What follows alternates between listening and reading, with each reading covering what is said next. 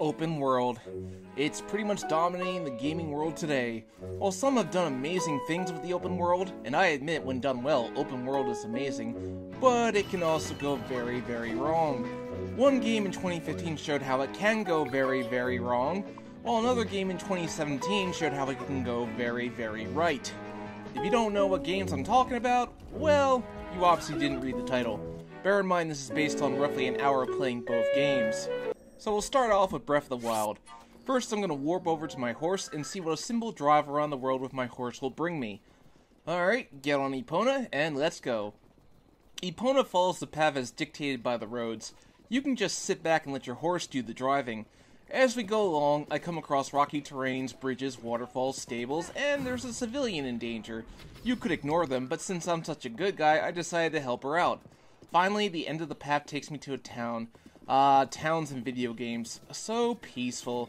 You need a break from all that saving the world madness. Like, I'll stand still for a few seconds.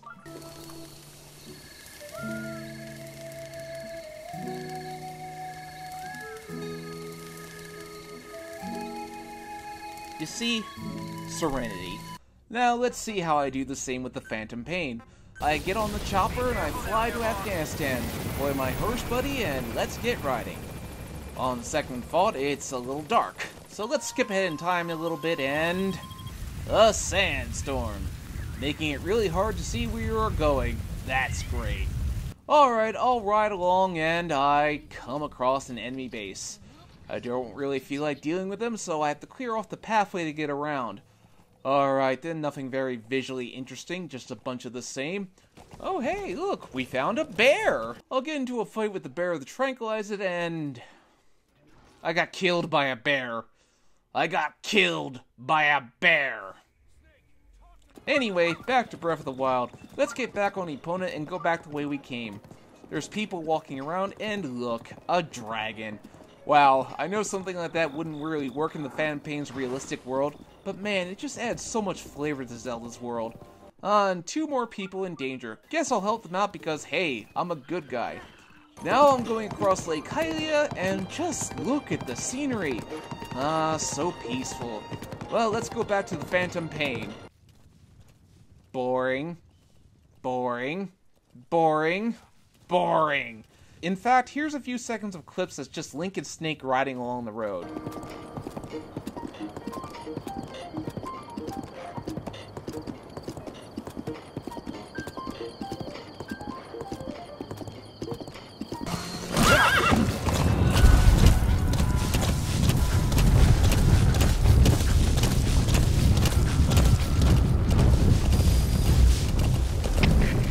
What difference is there? In Breath of the Wild, there's a sense of wonderment, of serenity, of peace, like you're seeing the world unfold. In the Phantom Pain, you're just seeing a whole lot of nothing! But let's go to the secondary world map. Alright, I'll move along and... there's still nothing to see. I'm just riding along, watching a whole bunch of nothing unfold. Wanna know how things could have been improved? Like here, in Zelda, you can come across towns where people live their happy little lives while you are going about saving the world. The Phantom Pain should have had villages that you could visit, where you could stay for the night. Rest up, become attached to the folk inside the village, and then sometimes those villages come under attack, so that way you feel inclined to go and save them. Form alliances with the people that you're trying to protect, so that way we can feel that we're building up Big Boss's legend. Or fake Big Boss. Yeah, that whole thing was a mess in and of itself. The Phantom Pain's world is just one big desert. Like you're just wandering around waiting for your next objective to come in. In Breath of the Wild, the desert is a small part of the world you're in, not the entirety of it. In Zelda, I want to explore the world that I'm in. I want to see what secrets it holds. I want to save it. In the Phantom Pain, I feel no attachment to anything I'm doing. It's just a big feeling of emptiness. I don't feel like exploring this world. I just want to do what I came to do and I want to leave. However, there is one last thing that we can do.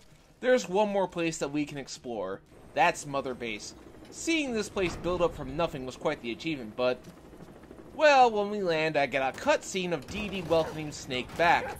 A nice, charming little moment. Now, where can I interact with Ocelot and Dee and Miller? There's nothing here. In Breath of the Wild, you can get a house for Link to stay in. It's nice to have a place to sit back, relax, forget about saving the world. What about Mother Base?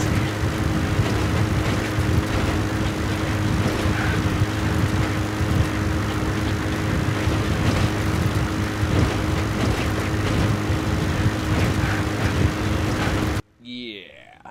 So what does Breath of the Wild succeed at where the Phantom Pain failed as far as open world goes?